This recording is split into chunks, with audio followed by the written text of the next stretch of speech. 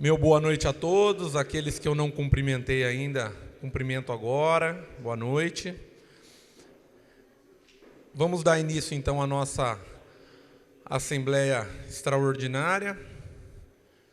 Agradeço a presença de todos. Como sempre, peço que sejamos extremamente produtivos e objetivos. Temos alguns temas de altíssima relevância. Pessoas que vieram aqui para nos dedicar seu tempo e nos passar informações importantes que talvez nos norteiem em decisões futuras. E então eu peço que a todos vocês que se concentrem nos temas do edital. Eu sei que tem muita coisa a ser discutida no Guarani, a gente tem vontade de discutir um monte de coisa, mas cada tema vai ser oportunamente tratado em outros momentos. Hoje a gente vai se concentrar nesses temas do edital. Eu vou iniciar lendo o edital e depois promovo, como de praxe, a eleição da mesa que vai conduzir a Assembleia. Vamos lá. Deixa eu ampliar um pouco aqui, porque a visão já não... Assembleia Extraordinária de Sócios do Guarani Futebol Clube. Ficam convocados todos os sócios do Guarani Futebol Clube, em dia com a tesouraria, para participarem da Assembleia Extraordinária, que será realizada presencialmente no dia 25 de outubro de 2022, terça-feira, às 19 horas, com duração máxima de 4 horas e a seguinte ordem do dia. Item A. Exposição pelos representantes das prestadoras de serviços Win The Game e Ernst Young de suas considerações acerca do trabalho analítico desempenhado junto ao Guarani Futebol Clube, tratando de 1. Aspectos administrativos e financeiros. 2. Potencial reunião das execuções e uso de instrumentos de limitação das cobranças no cenário atual do futebol nacional. E 3. Impressões sobre as SAFs formadas em outros clubes. Deverá este edital ser divulgado pelo sítio oficial do Guarani Futebol Clube na internet, www.guaranifc.com.br, e afixado como de praxe no quadro de avisos da Secretaria Social. Campinas, 15 de outubro de 2022, Marcelo de Piccoli Dias, presidente do Conselho Deliberativo. Eu convido aos presentes ou aqueles que se interessarem por se candidatar a presidir a mesa, que se manifestem. Tendo em vista que não há interesse, eu vou assumir a presidência da Assembleia. Essa Assembleia é uma Assembleia basicamente de informação, não temos nenhum tema a ser decidido, a ser deliberado, mas evidentemente abriremos ao final para que todos os senhores possam direcionar as suas perguntas aos nossos convidados apresentadores. Eu vou convidar o Marcelo Galli para, por gentileza, me servir de secretário, para secretariar a reunião e elaborar a competente ata.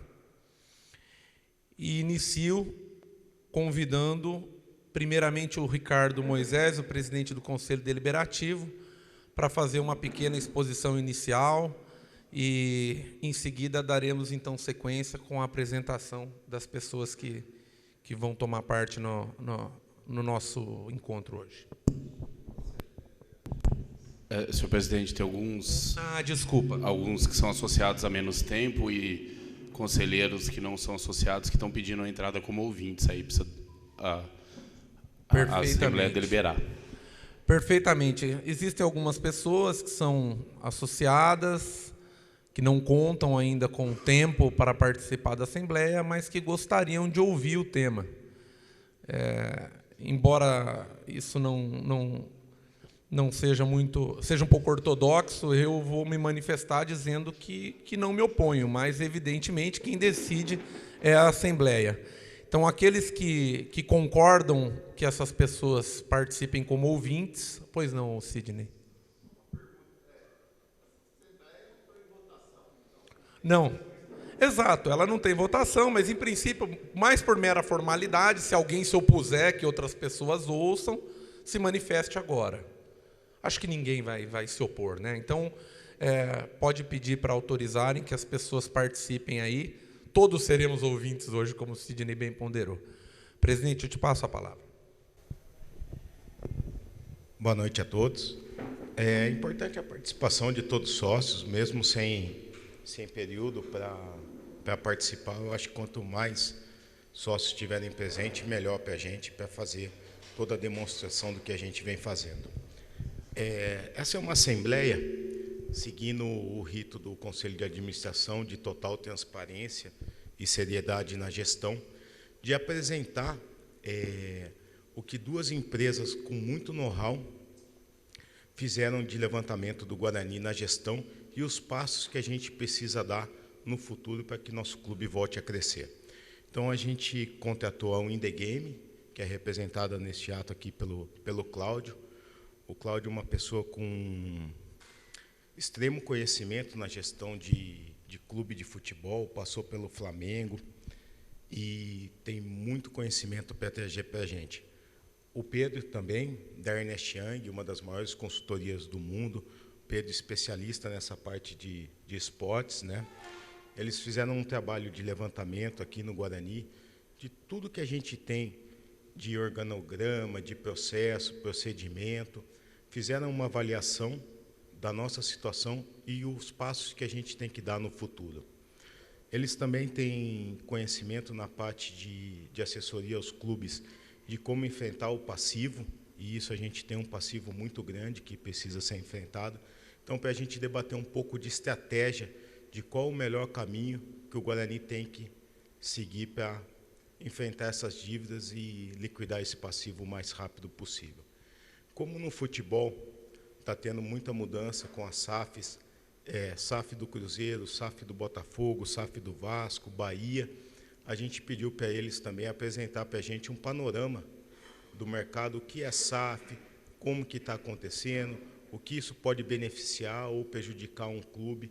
Então, assim, vai ser uma apresentação e logo após essa apresentação a gente vai marcar reuniões no conselho de debate de tudo que vai ser falado aqui e a Assembleia Geral de Sócios também, para a gente traçar um futuro do Guarani em conjunto e que seja a vontade dos sócios o que a gente decidir nas outras assembleias, tá? Então, fiquem à vontade para tirar todas as dúvidas com eles e, posteriormente, a gente marca uma assembleia de sugestões de sócios, do conselho e debates. Obrigado a todos. Cláudio.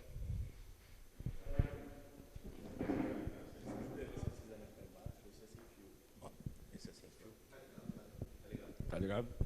Bom, boa noite a todos. Obrigado pela presença, obrigado, presidente e ao secretário da mesa. Prazer muito grande estar aqui com o Guarani. Apresentando um pouco a Win The Game e a mim mesmo para vocês. Eu tenho mais de 30 anos de experiência no mercado financeiro, fui presidente e diretor executivo de vários bancos nacionais e internacionais. E no campo do esporte, diversas vezes estive envolvido dentro do Flamengo, em posições de conselho, mas no processo de transformação do clube do Flamengo, né, em 2013, eu ocupei o cargo de vice-presidente de finanças, junto com um grupo que levou o Flamengo a efetivamente mudar a sua trajetória, né? Vim de uma trajetória declinante, rumo ao inferno, efetivamente, e a gente, com muito planejamento e profissionalismo, com apoio e paciência de todas as pessoas que participaram desse processo, inclusive da torcida, dos conselheiros, numa visão de longo prazo, conseguimos colocar de novo o Flamengo nos trilhos.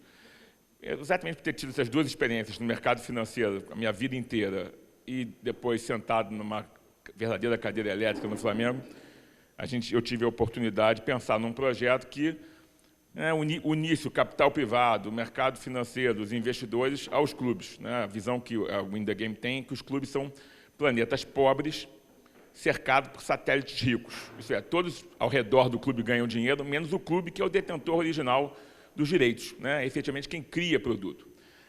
E a nossa ideia é trazer esse dinheiro para dentro dos clubes, aproximando o capital financeiro dos clubes. Eu trouxe para ser sócio da minha empresa a BTG Pactual. A BTG Pactual é o maior banco de investimentos da América Latina. É um banco realmente muito grande, tem mais de R$1 trilhão sobre administração hoje em dia. Eles têm 50% da minha empresa, o nosso grupo tem 50%. E a nossa função é essa.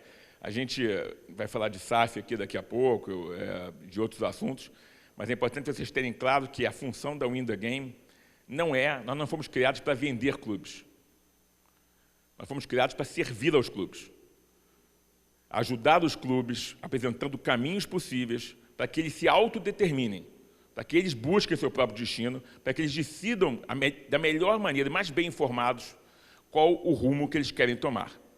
E, a partir daí, a nossa função passa a ser executar esse planejamento para que ele atinja um nível máximo de eficiência. É lógico que nós veremos aqui, vamos discutir sobre SAF, que o mundo vem mudando, né? Cada vez mais vai ser preciso mais dinheiro para se estabelecer no futebol brasileiro, como é no resto do mundo. Nós vamos abordar isso daqui a pouco. Mas, ainda assim, existem todos os tipos de modelos. E o mais importante é que, né, os modelos atendam aos desejos, às tradições e à história de cada clube. E, a partir dessa decisão de cada clube, para que você atinja o máximo de eficiência dentro desse objetivo. Esse é o nosso papel. Nós temos mandatos de venda de clubes, nós temos mandatos de investidores querendo comprar clubes, a gente tem mandatos de clubes que só nos contratam para fazer a governança, implementar processos, compliance, risco. Nós temos todos os tipos de mandato, uma área de marketing que cria novas receitas para os clubes, a gente está trazendo aqui também para o Guarani, nós temos esse mandato também para buscar novas receitas. Nosso papel é servir aos clubes. Agora, eu tenho dito e repetido isso por diversos momentos na minha vida, que os clubes não precisam virar SAF para sobreviver, mas se eles não se profissionalizarem, se a gestão não for profissional, se não acontecer implementação de governança, eu atesto para os senhores e para as senhoras que o clube não irá sobreviver. Nenhum clube vai sobreviver sem gestão e sem governança. Ele pode ser associativo, ele pode ser SAF, a SAF é um bom meio para isso, mas não é o único. Mas a implementação da gestão e da governança é fundamental. E esse estudo que a gente vai apresentar para vocês agora, a Ernst Young vai apresentar para vocês um pouco do que a gente encontrou aqui em termos de finanças e governança e algumas sugestões. Nós vamos falar depois de alguns modelos relacionados à dívida e, por fim, apresentar um pouco do panorama das SAFs, quando eu vou voltar a fazer uma introdução antes de passar o microfone para o meu sócio aqui da área financeira, que é o Richard. Então, agradeço pela presença de vocês, obrigado pelo convite. Vou estar à disposição aqui para perguntas, não só hoje, mas sempre, faz parte do meu mandato, a transparência, a comunicação. Eu vou estar sempre à disposição, esse material vai ser entregue à presidência, vai ser disponibilizado a você, o Ricardo já me comunicou isso. E vamos em frente, então, para ter uma noite bastante produtiva. Vou passar aqui a palavra para o Pedro Daniel, meu colega aqui da Ernst Young. Olá, boa noite a todos. Para quem não me conhece, eu sou o Pedro Daniel, sou sócio da Ernst Young, da UI. Eu lidero toda a parte de esporte e entretenimento aqui na América Latina. Tá? Para quem não conhece a UI é uma das maiores consultorias do mundo. Nós temos mais de 300 mil funcionários espalhados pelo mundo e a gente tem uma diretriz muito específica para essa indústria, que é focada em clubes, federações e empresas que estão em todo esse ecossistema. Né? Acho que, como o Cláudio comentou, e isso é muito importante que a gente tenha em mente, quando a gente trabalha num projeto de estratégia, né, na verdade, nós não definimos a estratégia do clube ou da federação, né, aqui no caso do Guarani.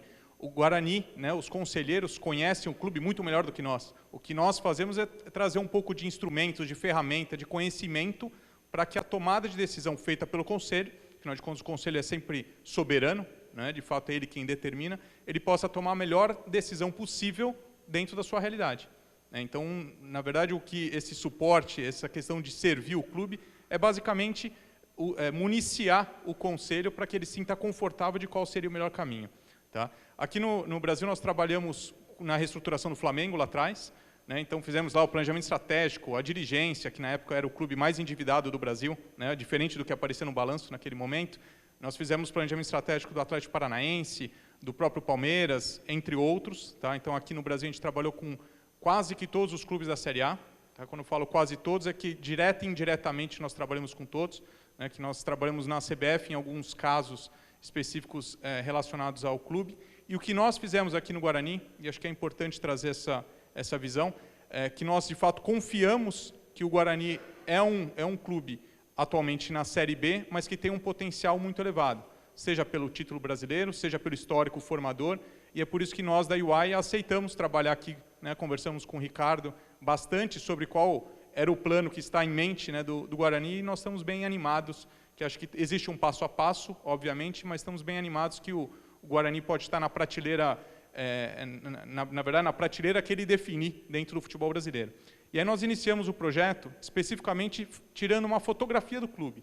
Tá? Quando a gente fala de diagnóstico, onde que a gente está nesse momento. Né? Antes da gente pensar onde a gente quer chegar, a gente precisa entender de onde que a gente está partindo. Então, nós fizemos um grande diagnóstico, está longe, né, para ler, mas nós vamos compartilhar o material, mas focados em alguns pilares. Então, governança, parte de estratégia e cultura organizacional, né? Então, a gente fala qual que é o organograma atual, qual que é o papel e responsabilidade de cada um, né? Será que a gente está inchado ou será que a gente precisa de mais profissionais? Será que a gente precisa definir planos de carreira aqui internamente? Né, no âmbito de governança, será que o conselho, a parte executiva, né, eles trabalham em harmonia, né, eles trabalham de uma maneira adequada para o futuro do clube? Então, nós fizemos uma grande fotografia, tá, um grande diagnóstico, tá, e a gente tem uma metodologia que a gente coloca em níveis. Então, quando a gente fala nível 1, 2 e 3, basicamente é o seguinte, nível 1 é tudo aquilo que tem âmbito legal, ou seja, o Guarani cumpre tudo aquilo que é obrigatório em termos de lei, porque senão há uma sinalização, vamos dizer assim, uma sinalização vermelha. Opa, isso aqui é o que a gente tem que atacar nesse momento. Tá?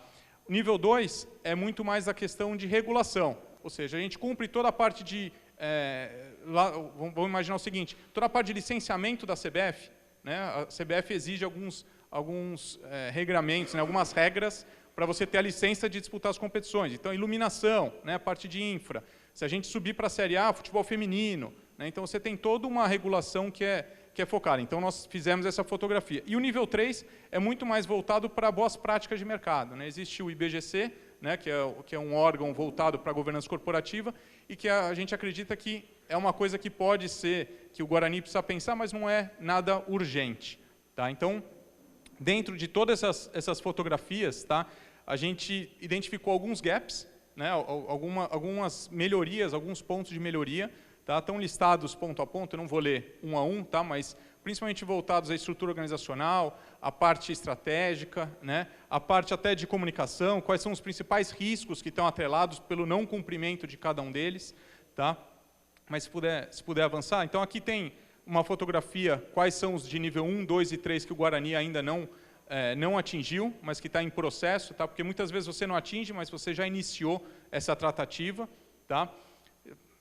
Eu não vou ficar dando muitos exemplos para a gente poder ser dinâmico e depois até poder debater durante essa reunião. E aí nós tiramos uma fotografia do Guarani com os seus principais, aqui a gente chamou de concorrentes, mas alguns clubes que estavam na mesma linha, principalmente em termos de Série B no ano passado, porque é a última fotografia financeira que a gente tem dos clubes, a gente fez um breve comparativo, se puder avançar, Martim, mas acho que o principal que a gente gostaria de trazer, o Guarani é muito dependente ainda dos direitos de transmissão, se a gente comparar com os outros clubes.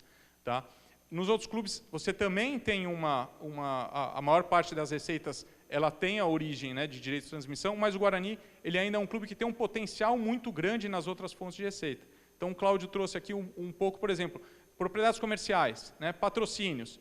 O Guarani está numa região ótima, né, que é Campinas, ele tem um potencial, ele tem histórico, e quando a gente vê ele comparado com os principais concorrentes, né, ele ainda não atingiu, vamos dizer assim, o ponto máximo. Esse é um trabalho de governança, de estruturação, para que ele seja atrativo para o mercado. Isso é natural para todas as empresas.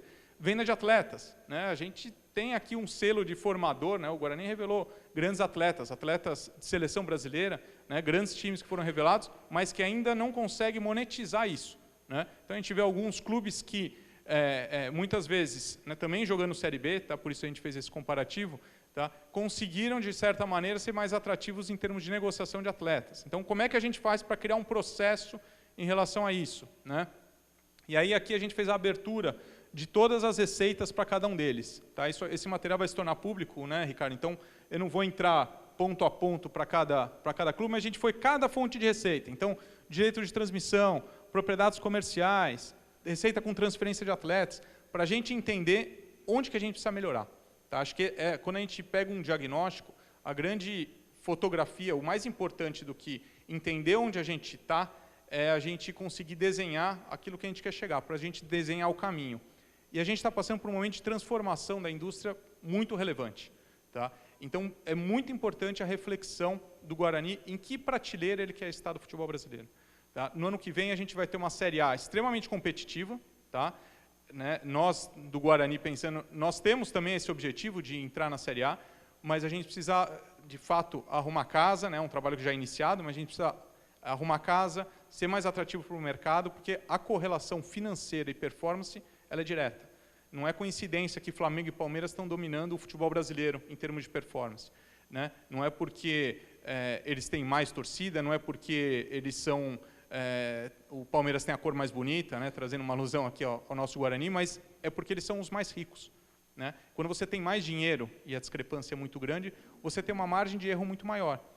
Óbvio que no mata-mata você cria situações, mas vamos pensar aqui em Série B, num campeonato de 38 rodadas, fica muito difícil competir. É só a gente ver a Série B desse ano, é muito difícil competir com o Grêmio, muito difícil competir, né, com o Bahia, com o próprio Bahia, né, com o Vasco. Né? A gente pode ganhar alguns jogos, mas em 38 rodadas fica muito difícil. Então, é muito importante que a gente tenha em mente, tá, que a estratégia está totalmente relacionada à parte financeira e a parte financeira está totalmente correlacionada à performance em campo. Então, no ano que vem, a gente vai ter, provavelmente, mais da metade dos clubes da Série A já num formato de SAF. Tá? Na Série B, a gente vai ter uma Série B bem competitiva, mas talvez mais interessante para nós, né? Pensando aqui como Guarani, porque, afinal de contas, tem 4 clubes que tinham uma receita muito maior do que a nossa, mas que já subiram. Né? Então, provavelmente, os 4 que vão cair, né, pela tabela, como está agora da Série A, nenhum muito grande, nenhum muito discrepante com a nossa realidade. Então, talvez com um trabalho bem eficiente e uma visão mais de médio prazo, talvez a gente possa mirar, né, planos maiores. Mas, de novo, a gente só vai conseguir fazer isso a partir do momento que a gente, de fato, entender onde nós estamos, tá, e ver qual que é o melhor cenário olhando para o futebol brasileiro. Tá? Seja SAF, seja no modelo associativo, a gente precisa arrumar a governança para ser atrativo para o mercado. Tá? Então, todos os números estão aqui. Eu acho que é importante agora a gente refletir um pouco sobre as mudanças estruturais do futebol brasileiro, porque a gente falou bastante de SAF, mas a gente tem uma liga, né, que deve ocorrer, né, num período até curto, tá? Tem num curto prazo um período. A gente tem um fair play financeiro, que imagino que vai ser empurrado através, inclusive, da liga. Ou seja, a gente precisa trabalhar, a gente precisa estar nessa prateleira de cima do futebol brasileiro, e, para isso, a governança ela é fundamental. Não importa SAF, modelo associativo ou qual a gente definir. Tá? O importante é que a gente entenda onde que a gente está posicionado dentro desse mercado e onde que a gente quer estar. Tá bom? Então, talvez de maneira bem resumida, todo o diagnóstico vai estar aqui em mãos do Conselho. Né? E, se vocês tiverem qualquer dúvida, se quiserem aprofundar qualquer um dos pontos, fiquem à vontade, podem entrar, acho que levantar para o Conselho, eu retorno aqui, eu posso responder diretamente para vocês. Tá bom? Vamos lá, Cláudio, para a gente falar um pouquinho sobre uma mudança estrutural aqui do futebol. A legislação da SAF ela não se ateve simplesmente a apontar um fim, ela trouxe meios para isso também. Uma coisa importante da legislação da SAF é que ela obriga os clubes a falarem de governança. Né? Quem quiser virar SAF, quem quiser ter acesso ao capital privado, quem quiser lançar uma debênture, vai ter que ser uma SAF. Associações não podem captar dinheiro dessa forma. A gente vai falar um pouco disso ali na frente. Mas, ao mesmo tempo, ela também apontou meios para a liquidação das dívidas, dos passivos. E trouxe 2 instrumentos, um que já existia e que foi agora, e não era possível de ser utilizado por associações, no caso dos clubes, e um novo, né, que é o regime de centralização das execuções, chamado RCE. O outro é da recuperação judicial, um instituto conhecido, solidificado como um instituto jurídico no país. Várias empresas são acostumadas a buscar a recuperação judicial. Uma coisa que a gente vem conversando com vários clubes, e a gente, em vários clubes com dívidas muito maiores que a do Guarani, a gente percebe um certo medo ou preconceito quando se falar de recuperação judicial. Quer dizer, com alguns clubes com que a gente falou, o clube, não, eu não posso pedir uma recuperação judicial, porque vai todo mundo dizer que eu estou quebrado. Mas, efetivamente, estão quebrados. A diferença é que quem pede recuperação judicial está provando que quer pagar a dívida. apresenta um plano de pagamento. Quem não quer pagar não faz nada. Quem quer viver do calote, quem quer simplesmente empurrar com a barriga, como os clubes fizeram a vida inteira, não faz nada. Não pede RJ, não pede RCE, faz nada. Fica simplesmente se alavancando, não podem quebrar, no máximo pode ter uma insolvência, que é um procedimento em desuso no instituto, como instituto jurídico no país, e fica empurrando para frente as suas dívidas, mas nunca terão nem governança, nem profissionalização, nem gestão, e, portanto, não terão dinheiro. Essa aqui é a verdade. Estima-se que ano que vem, para você ter efetivamente algum tipo de chance de se permanecer na Série A, você vai ter que ter receitas a partir de 100 milhões. Então, é um outro mundo que está se apontando por aqui, que nós temos plena capacidade de chegar lá, pela marca que a gente possui, pela história que a gente possui e pelas medidas que os senhores podem decidir por tomar. Então, no que se refere às dívidas, a recuperação judicial é um ato de um bom devedor. É um ato de quem diz, eu vou pagar. Estou propondo a forma como eu posso pagar. Quando eu estava no Flamengo, a gente sentou, não existia mais esses institutos, a gente fez uma espécie de recuperação judicial administrativa, a gente chamou os credores e falou, olha, essa é a condição que eu tenho para pagar. E eu prometo que eu não vou desonrar uma parcela. Ou vocês podem ficar sem receber. Eu recebi um jogador importantíssimo na época para conversar comigo lá, com um advogado, sobre uma dívida, e foi super agressivo na conversa comigo. Não, então eu vou penhorar, não tem problema nenhum. Levantei da mesa. Você pode me acompanhar, por favor? Nós fomos até a varanda do Flamengo, quando você viu uma piscina olímpica, vazia. Vazia por quê? Porque, embora o César Cielo nadasse no Flamengo, com um boné do Flamengo, aquela piscina tinha um furo gigantesco. Você tinha que ficar enchendo ela o tempo inteiro e gastando água, o que é uma prova de desperdício econômico, de falta de austeridade imensa. Então, a gente esvaziou a piscina. Falou, quando a gente tiver dinheiro para consertar a piscina, a gente volta a ter um atleta nadando aqui. E aquilo ficou como um símbolo para a gente. Agora a gente pode consertar a piscina. E a gente consertou. Mas aí eu mostrei para esse atleta, falei, olha, está vendo essa piscina ali? Ele falou, estou vendo. Pois é. Você sabe o que tem embaixo da piscina? Ele falou, não. Eu falei, pois é, embaixo da piscina tem uma bomba. Ah, isso eu sei. Pois é, essa bomba tem 2 penhoras. Você acha que eu estou preocupado com a sua penhora? O que eu estou dizendo para você é que eu vou pagar. E essas são as maneiras que você pode cobrar de mim. Porque a gente está emprestando nossa credibilidade pessoal ao clube. O clube não tinha qualquer credibilidade à época. Para quem não se lembra, basta dizer que o pai do Ronaldinho invadiu uma loja do Flamengo e arrecadou camisas lá que não era nem do Flamengo. E esse jogador entendeu e falou, não, parceiro, vamos conversar lá dentro. E assim foi feito, porque a gente provou que podia pagar e a gente antecipou os pagamentos das dívidas todas. Agora existem esses mecanismos.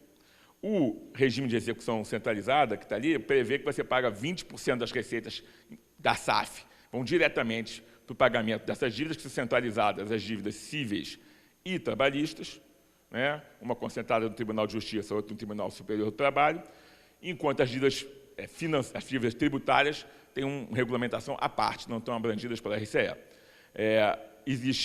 Não existe uma classificação de níveis de credores, existe uma ordem de pagamentos com privilégios a alguns tipos de pessoas, e existe uma coisa meia, vamos dizer assim, maldosa, onde a pessoa que oferece mais desconto para o pagamento passa à frente no recebimento. Logo, quem tem menos necessidade do dinheiro e, portanto, pode dar mais desconto, acaba recebendo na frente. É um procedimento que não depende de aprovação de credores, o juiz defere de plano, e você passa a ter a SAF comprometida com 20% desses pagamentos. O que é ruim, por um lado, porque se o investidor entra dentro do Guarani, se o Guarani quiser virar uma SAF, se o Guarani quiser fazer uma RCE, esse investidor entra, ele já sabe que 20% da receita ele não vai contar com ela. Então, ele tem menos garantias nesse sentido. Um outro problema da RCE é que é um instituto muito novo. Ele não fala, por exemplo, das dívidas desportivas no âmbito da CBF e da FIFA. Tem uma série de lacunas na lei e, portanto, os investidores não se sentem muito confortáveis com este modelo. A RCE pode ser feita por SAF e, nas jurisprudências mais recentes, os clubes que não viraram SAF também conseguiram aderir à RCE. A recuperação judicial é um instituto super conhecido, portanto, o investidor, no caso do clube realmente virar uma SAF, o investidor tem certeza de que a dívida não vai se comunicar com ele, então ele se sente seguro. Tem um regime chamado UPI, que é uma unidade de produção, né, individual, que a gente separa, e o juiz diz, olha aqui, esse ativo, que é o futebol e tal, está aqui, e nas dívidas do passado não vão entrar aqui. Aí vocês vão perguntar, mas e o que se faz com a dívida? A dívida é discutida com os credores. Uma forma de pagamento, que pode envolver uma parte da SAF, mas pode envolver as receitas próprias do clube, associativo. Pode tirar suas próprias receitas, só um tipo de receita, só receita de televisão, só receita de marketing. Você pode escolher a forma como vai pagar, os credores efetivamente se reúnem e aprovam um plano por classes de credores. Tem os credores mais especiais, até os credores, a dívida trabalhista tem preferência, por exemplo. Uma vantagem importante é isso, que o investidor, o Bahia está fazendo isso. O investidor está quitando a dívida antes e, portanto, ele não tem a obrigação de pagar 20%. Ele não fez nem RCE, nem recuperação judicial. Ele negociou o pagamento da dívida antes. E agora o clube que busca suas próprias receitas. Tem vários modelos possíveis nesse sentido. A recuperação judicial, no entanto, tem uma outra vantagem. Você tem o standstill period, que, falando em inglês aqui, na verdade, é um período onde você não paga dívida nenhuma, que pode ser de 6 meses a 1 ano. Ficam suspensos todas as penhoras. Você tem 1 ano para negociar o pagamento da sua dívida, e nesse período nenhuma penhora pode se abater sobre o clube, o que libera fluxo de caixa para o clube. Respiração. O clube passa a respirar. O presidente ia adorar uma coisa dessa. Porque ninguém bate na sua porta, não adianta, você está negociando. E nesse período você tem pleno uso das receitas que você tem, que entram no cofre do clube. Então, a recuperação judicial é um instituto mais conhecido e tem essa folga, efetivamente, para o clube se administrar por 1 ano, de 6 meses a 1 ano, e aí depois um plano é submetido aos credores, é aprovado, é levado ao juiz, o juiz homologa esse plano. Tudo que eu falei está basicamente escrito aí, a gente vai colocar isso à disposição de vocês. Isso é do que se refere à dívida, né? No que se refere às receitas, que é o que se espera ter a partir de uma implementação de uma governança e de a profissionalização da gestão, uma das possibilidades que os senhores terão à mão para, se assim decidirem, será a implementação de uma sociedade anônima do futebol, que é o próximo tema, que pode ser, inclusive, 100% do clube. Vários clubes estão construindo suas SAFs, deixando 100% na mão do clube, para no futuro vender, se ele acha que ele consegue gerar receita suficiente agora. Tem clubes com que a gente vem conversando, cuja pretensão é continuar na Série B. Então ele diz, estou tranquilo, eu quero fazer sempre um bom papel na Série B, quero revelar talentos, e estou bem satisfeito aqui na Série B, vou fazer uma SAF, porque eu consigo, com isso, ter acesso a capital privado, porque a SAF obriga a ter governança e profissionalização, e eu vou ficar aqui na Série B com minha receita pequena e ótimo. Se eu tiver para subir, eu vou dar um jeito de não subir, porque eu vou subir e vou cair. Então, existe isso, porque cada clube decide o seu destino. Você pode muito bem escolher, eu quero que o clube seja associativo, eu quero ter participação no futebol, porque minha história é essa. Eu não quero, eu me contento em não ir para a Série A, em não buscar títulos, mas, por outro lado, eu prefiro, da minha parte, poder participar dos desígnios no meu clube, votando todo dia no que for necessário. Legítimo.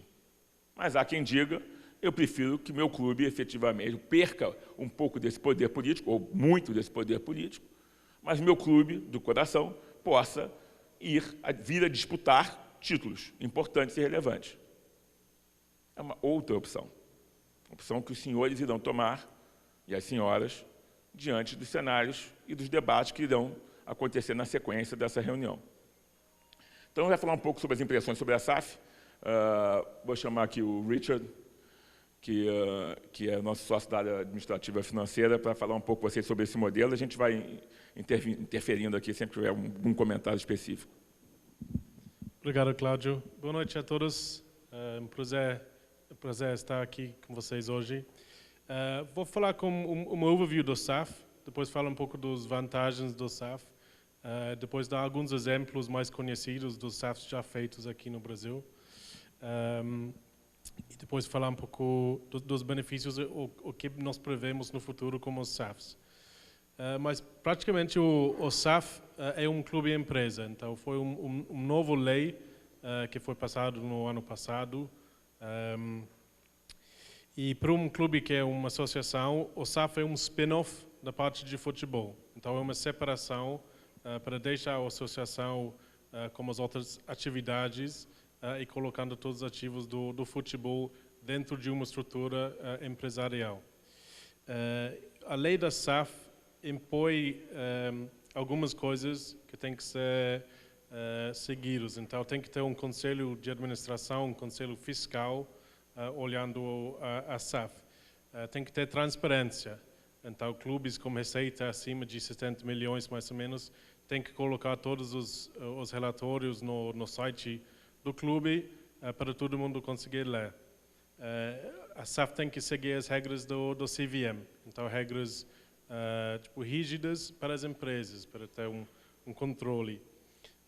E, ultimamente, tem uma separação do clube do lado político da associação. Então, é mais fácil gerir o SAF. Você tem objetivos bem definidos na SAF e a SAF tem que seguir essas. O SAF também tem um regime de impostos diferente dos SAs, as outras empresas aqui no Brasil. Então, nos primeiros 5 anos, o SAF tem que pagar 5% sobre as receitas. Só que isso não está incluindo as receitas das vendas dos jogadores, que é uma receita significante para os clubes aqui no Brasil. No 6º ano, começa a incluir todas as receitas do clube, mas esse percentual cai para 4%. Então, um regime, em comparação com os SAs da empresa, muito positivo, muito vantajoso para o futebol. E, por último, tem um jeito de, como o Cláudio falou, de tratar as dívidas das associações. Então, tem o RJ e RCE, que foi criado para atacar as dívidas dos clubes. E esse mecanismo, quando você entra no RCE, de ter 20% das receitas indo para ajudar a repagar essas dívidas. Fazer uma parte aqui importante sobre a separação da gestão e da política do clube. A SAF não significa o alijamento dos direitos políticos dos conselheiros e dos sócios do clube. O que ela diminui é esta interferência e o poder, né, de deliberação absoluto que existe no regime associativo.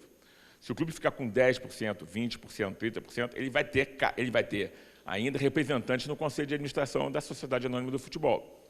E esse conselheiro vai ter que, de alguma forma, conforme previsto no novo estatuto, né, responder aos associados e aos conselheiros sobre os atos que ele pratica na SAF.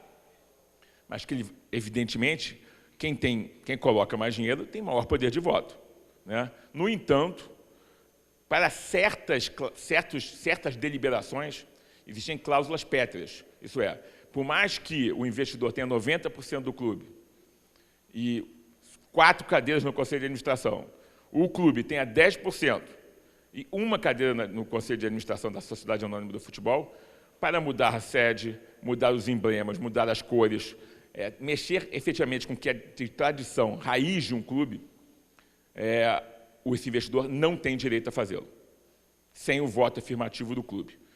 E o voto afirmativo do clube depende, efetivamente, de uma autorização da Assembleia ou dos conselhos pertinentes. Então, não é um alijamento, é uma redução da interferência, mas no que se refere às raízes do clube, da sua fundação, da sua história, estas continuam necessitando do voto de ouro do clube associativo. Só para deixar isso claro para vocês. Então, aqui acho que na esquerda já falamos de alguns dos destaques do SAF, mas olhando para os benefícios e por que o SAF foi criado. Então, o SAF ele traz uma melhoria de governança, que acho que é uma das coisas mais importantes disso aqui, como a criação. Ele traz a possibilidade de receber investimento externo. Isso é uma coisa que a associação não é possível como uma associação de alguém investir ou comprar uma associação. Então, você consegue trazer dinheiro para fora para investir no clube, para melhorar o time, melhorar a infraestrutura do clube. Para esse investidor, a SAF traz uma segurança jurídica para ele. Então, é um investimento igual quando você compra uma ação de uma empresa, você tem algumas regras lá que a empresa tem que seguir. Então, é igual para o SAF. Na parte de reestruturação das dívidas, ele traz essas 2 opções, ou 3 opções, para você conseguir baixar o endividamento do clube. Ele traz outras opções de financiar o clube no futuro. Então, não é só um investidor vir comprar um clube. Você pode ir na bolsa, você pode emitir algumas operações de dívida no mercado que são bem conhecidas, que outras empresas já emitem. Então, esses são os benefícios do SAF. Olhando no mercado de SAFs, é uma lei que entrou no ano passado. E já vimos, como vamos mostrar no próximo slide, 4 grandes clubes virando SAFs e sendo vendidos para investidores. Então, no nosso olhar, essa é a primeira onda. Os clubes que não tiveram uma outra opção tiveram que se vender para o primeiro investidor, praticamente, que chegou lá para comprar os clubes. Acho que essa fase já está encerrando e estamos indo para a segunda fase dessa onda dos SAFs. Agora são os clubes mais organizados, querendo competir com o Flamengo, o Palmeiras lá em cima, e eles estão vendo essa oportunidade de atrair um investidor, vender parte da SAF, para que eles possam conseguir investir mais no futebol, melhorar a infraestrutura do clube e realmente começar a conseguir entrar mais nas Libertadores Sul-Americana para aumentar as receitas do clube e competir com os clubes tradicionais grandes aqui do Brasil. E por último, na terceira parte dessa onda, acreditamos que isso vai incentivar os clubes grandes a seguir essa mudança. Então acho que daqui a alguns anos você vai ver o Flamengo olhando, analisando a SAF, porque vai ter vários outros clubes fortalecendo, conseguindo competir com eles. E aqui temos os 4 exemplos maiores do Brasil até agora, o último sendo o Bahia, que foi comprado pelo City Football Group, e temos o Botafogo, que foi comprado por um investidor americano, o John Textor, o Cruzeiro, que foi comprado pelo Ronaldo, e por último o Vasco da Gama, que foi comprado por um fundo de investimento dos Estados Unidos. Então, entre esses 4 exemplos, você tem 2 investidores, na pessoa física, você tem um fundo de investimento de fora, o 777, que comprou o Vasco da Gama, e você tem um grupo que tem vários clubes dentro de uma estrutura, um multi-club group, que é o City Football Group, que tem Manchester City, tem New York City, tem 12 clubes dentro do grupo e a Bahia é a 12ª que entrou nesse grupo.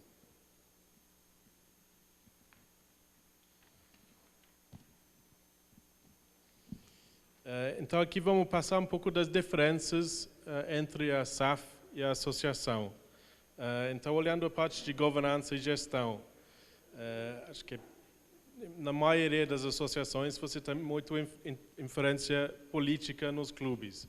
Então isso deixa difícil para o clube tomar uma decisão, pensar no longo prazo e ter um sucesso do longo prazo. Então quando você tem um SAF, você tem os objetivos muito bem definidos e ter metas para as pessoas tentar atingir. Então isso é uma diferença principal entre o SAF e a associação. E como eu falei, o planejamento do longo prazo. Dentro de uma associação, isso é difícil quando você tem uma estrutura que muda cada 3 ou 6 anos. Você não consegue planejar pelos próximos anos. Dentro de um SAF, você tem um corpo que está olhando o longo prazo do clube. Então, eles podem ter um planejamento de 5, 10, até 15 anos e vai atacando isso. Na interferência política, dentro da associação, você pode ter várias entidades competindo entre eles para ter controle da associação. Dentro da SAF, você já tem as regras, você já tem a governança definido para evitar isso. Então, você tem jeitos de resolver argumentos entre os acionistas e as pessoas controlando o clube. E, por último, o SAF ele traz uma responsabilidade para as pessoas como responsabilidade da SAF. Então, as pessoas, os diretores do SAF têm uma responsabilidade maior do que na associação. E por último, acho que isso como o Cláudio já mencionou, o SAF não é a solução para tudo, não é que o SAF vai salvar um clube do nada. SAF é uma parte da caminhada para melhorar um clube. Então isso envolve governança, isso envolve organização, planejamento do longo prazo. E o SAF é um jeito de conseguir fazer isso. Não é o único jeito, mas ele ajuda bastante em passar por isso. Acho que terminamos aqui. Uma coisa importante para vocês pensarem, refletirem, é sobre esses preços de venda que aconteceram ali. O mercado ainda está se posicionando sobre qual é a correta valoração de um clube de futebol. Nós temos ali instrumentos que foram de 15 vezes o lucro, até 6,5 vezes o lucro, né, sobre receitas recorrentes, né, lucros recorrentes, não computando aí venda de jogadores de futebol.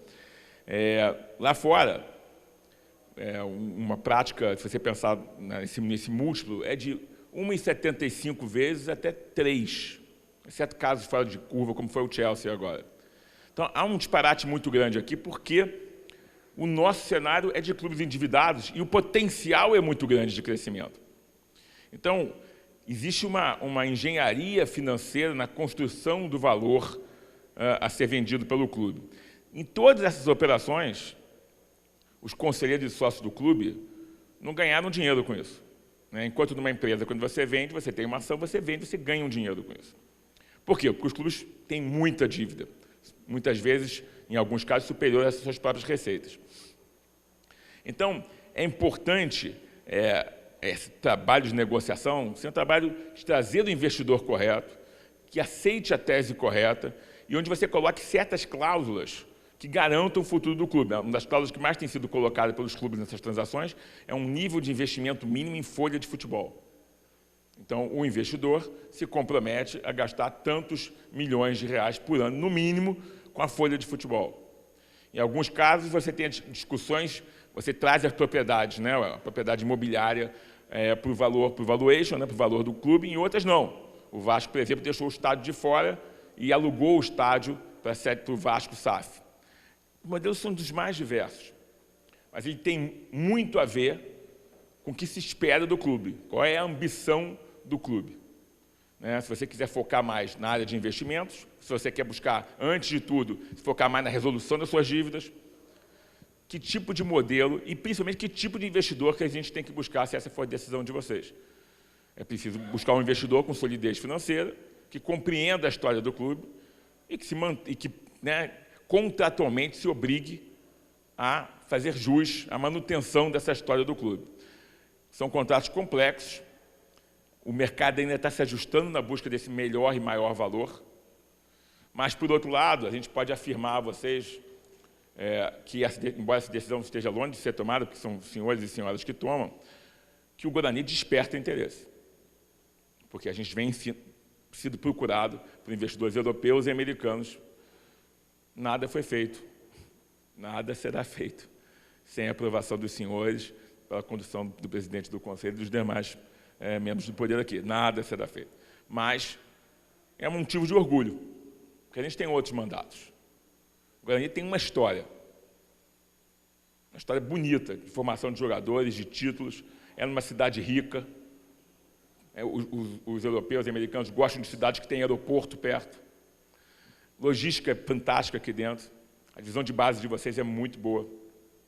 Então, vocês têm qualidades para, se assim decidirem, conseguirem buscar um investidor capacitado para fazer os investimentos que o clube precisa para daí, efetivamente, ocupar o espaço que já ocupou muitas vezes no passado, ainda ocupa simbolicamente no coração de todos, mas que tem um potencial para efetivamente atingi-lo concretamente no futuro. Então, eu queria só fazer essa observação e acho que, como é que fazemos agora? Abrimos para perguntas, como vocês quiserem, né? Presidente.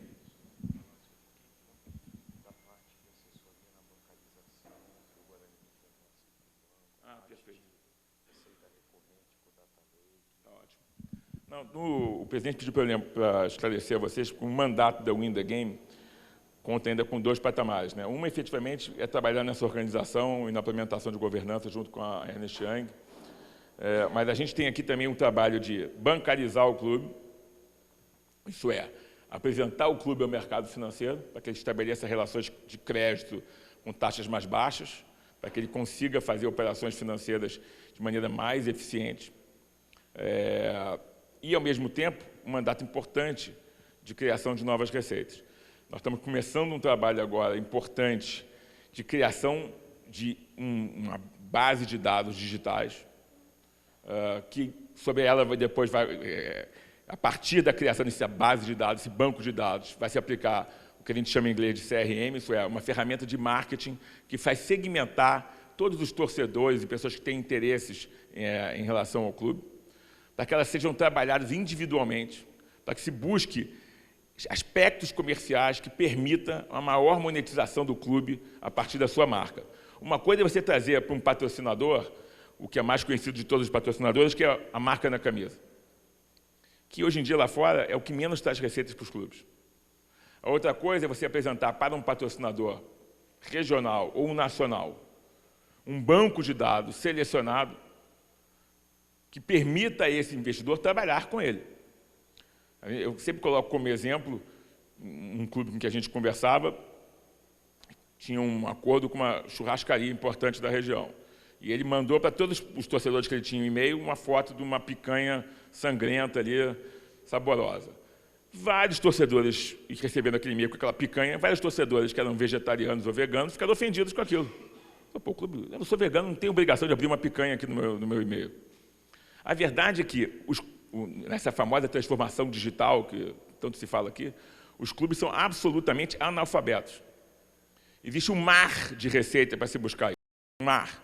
Se alguém vai fazer um empreendimento imobiliário aqui perto, e o clube puder informar para ele quantos dos seus torcedores, hoje em dia, possuem receita de tantos R$1.000, trabalham em tais setores e não têm imóveis próprios, e poder entregar essa base de dados obedecida à legislação de proteção de dados, isso tem um valor, e por isso se paga.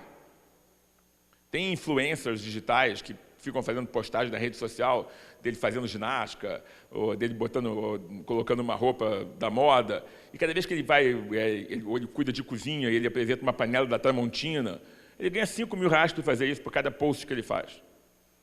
E ele tem 20 mil seguidores. Você imagina se o clube, quanto que o Guarani ganha por uma postagem? 0. Vocês sabem quanto que o Flamengo ganha? 0. Essa é a verdade do mercado. O Flamengo ganha de outras formas. O Flamengo consegue entregar, através das suas redes sociais, veiculação de anúncios dos parceiros. Ele tem uma abrangência maior, ele tem mais torcedores, então ele tem patrocinadores da TV, ele tem patrocinadores que estão no site, ele consegue atingir e, com isso, entregar uma base de dados não íntegra. Quem consegue essa base, ao colocar a marca do anunciante na TV, o anunciante disponibiliza um link, o consumidor clica no link e esse banco de dados vai para o anunciante e não para o clube. Quando você pensa no fan token do Corinthians, aí você pensa, o Corinthians entrou no mundo digital. Uau! O Corinthians não sabe quem comprou o fan token dele. Quem sabe é a Sócios.com. Ele licenciou a marca para alguém que vê valor nos dados e explora esses dados com outras pessoas. A apropriação do poder da marca do Guarani não pertence ao Guarani hoje em dia. Pertence a quem usa a marca do Guarani. E é isso que a gente foi contratado para trazer. Criar esse banco de dados e entregar, e ter a força do torcedor, a força da marca operando para trazer recursos financeiros para o clube. Esse é um mandato importantíssimo que a gente foi honrado pelo clube. O processo já está em andamento, a gente contratou a Fanbase para criar esse banco de dados. Nós estamos integrando, né, essas bases todas. O presidente teve uma ideia muito interessante agora nesse último jogo, que marca o encerramento do calendário, de conseguir mais cadastros. Os cadastros têm que ser íntegros, têm que ser iguais, os bancos de dados obedecem a um sequenciamento lógico. Então, esse último jogo já vai nos ajudar como um ponto de largada importante na captação de dados, mas é só o começo. Há muito o que se fazer e, portanto, há muito dinheiro para se ganhar ainda para o clube. E isso tem valor também para o investidor. Isso gera um múltiplo de valor. E isso a gente pretende que aconteça em benefício exatamente do clube. Certo? Como é que funcionamos? A mesa, né? Bom, pessoal, conforme a estrutura do nosso encontro aqui, agora eu abro a palavra para aqueles que, porventura, quiserem fazer algum tipo de ponderação ou pergunta. Eu peço que ergam a mão e nós vamos, aos poucos, entregando a palavra. Domiciano foi o que pediu primeiro, depois o Anselmo. Então, vou passar, depois o Sidney. Passar para o Domiciano, então, por favor.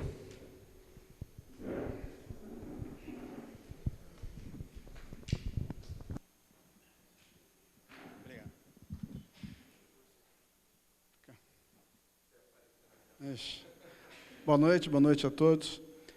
Bom, a partir da lei do SAF, a gente entende que o governo federal criou duas categorias de equipes de futebol, né? As associações e a SAF. De um tempo para trás, o governo federal tem tentativas de tributar todos os clubes de futebol, imposto de renda, PIS/COFINS, contribuição social sobre o lucro líquido. A contribuição previdenciária já é devida a 5% da receita total nos moldes que a SAF impõe agora no novo sistema. Tá?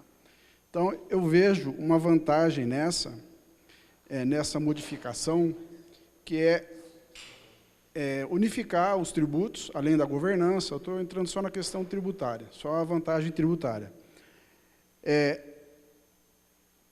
Isso, para mim, ao meu ver, mostra que o governo, né, a médio e longo prazo, tende a tributar todos os times de futebol, imposto de renda, PIS, COFINS e contribuição social, independente de ser associação ou SAF. Só que a SAF é 5%, a associação cai na lei ordinária, certo? Então, diante disso, ao meu ver, que eu enxergo isso, pelo menos pela minha visão, queria saber se vocês têm alguma perspectiva, algum estudo, se isso é viável, assim, não viável, mas é provável acontecer para os times de futebol que não aderirem à SAF. Ou seja, minha pergunta agora reduzindo, o que vocês acham que vai acontecer com os times de futebol que não aderirem à SAF, na questão tributária? Obrigado pela pergunta. Eu não sou especialista tributário, tá? Mas vou trazer o contexto que acho que é importante. Eu fiz parte do grupo de trabalho, tá? da parte técnica da elaboração da SAF. Um dos pontos que foram discutidos, tá? Da questão tributária foi o seguinte: como a gente faz para, de alguma maneira, equiparar o tributo da SAF com o modelo associativo? E por que isso? Se parar para pensar, os clubes estão disputando a mesma competição. Então, é injusto que dentro de uma mesma competição, você é tributado, né, a Red Bull, até pouco tempo atrás, né, uma empresa limitada, né, é tributada de uma maneira, enquanto seu principal concorrente é de outra. Então, foi feito um estudo, de fato foi feita uma análise. Eu tenho uma equipe tributária que participou dessa análise, que demonstrou que os clubes do modelo associativo, em média, que depende da fonte de receita, né, que tem tributações diferentes, então, por exemplo, bilheteria você tem um ISS, cada fonte tem a sua peculiaridade. Os clubes do modelo associativo ficavam entre 8% e 10% de tributos, tá, de acordo com a sua receita. Quando a gente foi para o modelo da SAF, tá, ele reduz para 5%, mas depois você tem a tributação em cima da receita com transferência de atletas. Depois de um período, ele cai para 4% e mais transferência de atletas. Com uma base histórica, nós chegamos numa equiparação, chegou muito próximo um do outro. Então, esse foi o principal objetivo da questão tributária, do modelo da SAF. Agora, indo mais até na sua pergunta, quando você fala, o pessoal está indo atrás dos clubes do modelo associativo, de fato, existem alguns juízes já que deram ganho de causa, vamos dizer assim, ou, na verdade, que o clube perdeu a causa, principalmente em transferência de atletas, né? Porque quando você faz a transferência de atleta, principalmente quando você é formador, você teve o lucro sobre a operação. Então, alguns juízes olham isso não como uma entidade sem fins lucrativos, porque você teve lucro nessa operação especificamente. Tá?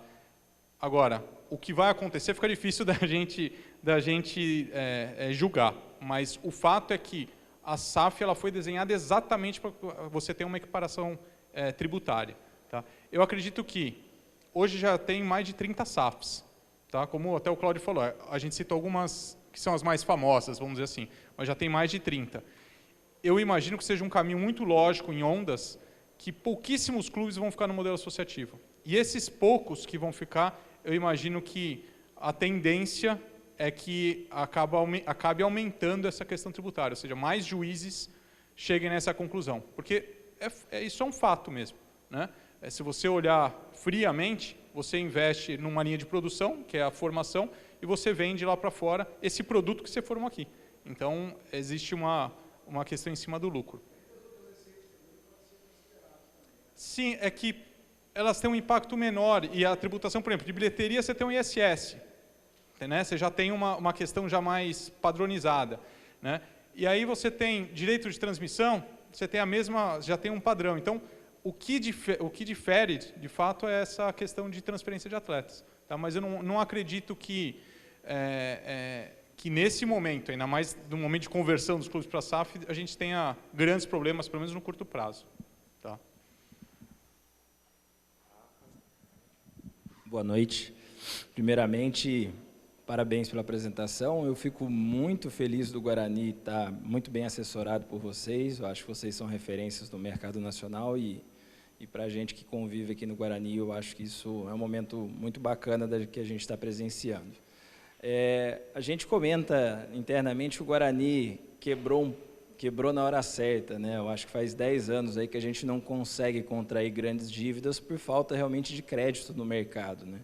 Isso faz com que a nossa dívida tenha uma característica um pouco diferente. Você até no início da sua apresentação falou que cada clube tem sua realidade, né? Hoje a nossa dívida trabalhista é muito pequena, e a dívida tributária é grande, mas é uma dívida que, pelo que apresentaram no Conselho, é uma dívida que está bem equalizada para efeitos de negociação. E o nosso maior problema hoje seria a dívida civil, que também tem uma concentração muito grande em poucos devedores, porque praticamente ninguém dava crédito para o Guarani. Vocês apresentaram duas alternativas, né, que é a recuperação judicial e a centralização de execuções, mas o presidente falou que vocês também estão fazendo uma assessoria bancária aí para tentar trazer crédito barato para o Guarani. Pelo que eu me lembro, foi um pouco do que o Palmeiras fez quando o Paulo Nobre injetou dinheiro e começou a negociar dívidas e parcelou essas dívidas a longo prazo de maneira com FDIC, se eu não me engano. Vocês enxergam esse terceiro braço também como uma alternativa, que não para zerar as dívidas do Guarani, mas para que o Guarani fique ainda mais atrativo ao mercado, diminuir essas dívidas que hoje prejudicam tanto o nosso dia a dia? Uma boa pergunta. Eu acho que, primeiro, obrigado pelas palavras. Essa é uma possibilidade, mas concretamente falando, para que a dívida efetivamente venha numa taxa adequada e num volume adequado, seria necessário o que a gente chama aqui de uma operação point, né? Isso é, primeiro constituir a SAF, um banco empresta dinheiro, com isso você melhora o seu elenco, negocia a dívida melhor, porque quem tem dinheiro na mão negocia a dívida melhor, e aí você traz o investidor e o banco vai receber a sua remuneração com a venda da SAF. Porque as ações da SAF vão estar em garantia desse banco. Então, é uma operação, para ser efetiva, essa é uma engenharia financeira que funciona. Tem 2 clubes que eu conheço que já estão fazendo uma operação como essa, uma, inclusive, com a gente. Aí você consegue, eu não diria não tanto pela taxa, mas pelo volume necessário, para efetivamente você poder baixar a sua dívida ao mesmo tempo que você qualifica seu elenco. Porque aí, sim, o clube vai dizer, bom, qualifiquei o elenco, estou com um clube forte, meu valuation cresceu, o investidor se interessou e o banco recebe sua remuneração rápido. Então, a gente teria que estar um passo à frente para ter a operação que eu acho mais adequada. Mas, se não for da decisão desse conselho a constituição de uma SAF, a gente vai continuar tentando um crédito mais específico. Mas aí, qual é a solução que a gente possui aqui? Criar novas fontes de receita, porque a única solução que os clubes associativos têm para se financiar hoje em dia é através de antecipação de receita. Ponto. Porque tem poucas garantias para dar, né? As garantias reais muitas vezes já estão penhoradas, e você não tem acesso ao mercado por dívida, você não pode emitir debêntures, você não pode fazer nada disso, porque, em suma, você não é uma empresa de capital fechado, que seja, mas você não é uma SA. Então, a única possibilidade é a antecipação de recebíveis. Os recebíveis que o Guarani possui hoje são os tradicionais. O que a gente está buscando é criar novas fontes de receita a partir dos ativos digitais, como lembrou bem o presidente, ou, quem sabe, de uma criação de uma carteira digital do Guarani para atrair as pessoas para fazerem operações financeiras, o que a gente chama de white label. Isso é, criar novos recebíveis, trazer novos patrocinadores, novos fluxos de recebimento, para que a gente possa, até pela sua quantidade, travar os domicílios e antecipar esses recursos, provavelmente num FDIC. Então, isso é uma possibilidade. O caso do Palmeiras é um clube super organizado. Começou, o Paulo Nobre foi a primeira pessoa a emprestar dinheiro para o clube. Se tiver algum dos senhores querendo emprestar dinheiro para o Guarani, tenho certeza que a gente consegue fazer algo semelhante. Mas são casos difíceis, né, de encontrar uma pessoa com essa disponibilidade de recursos para investir num clube. O Palmeiras conseguiu, o Fluminense conseguiu a Unimed durante algum tempo. Mas, assim, o Palmeiras fez isso e se tornou sustentável profissionalmente, né? O Fluminense, quando fez isso lá atrás com a Unimed, esqueceu de investir na organização da governança e todo aquele dinheiro que entrou acabou saindo. Então, é uma ação muito conjugada. Então, eu enxergo essas vias, a gente está trabalhando nelas, porque, como falei, a decisão da construção da SAF é dos senhores e das senhoras. Então, a gente trabalha com o que a gente tem na mão. O que a gente tem na mão agora é buscar novas receitas, novos fluxos de recebimento que possam servir de antecipação para que a gente possa trazer investimento para o clube, para a formação do elenco, já para o ano que vem. Assim eu encerro nossa assembleia. Obrigado a todos, boa noite. Vão com Deus, tenham um bom descanso. Obrigado.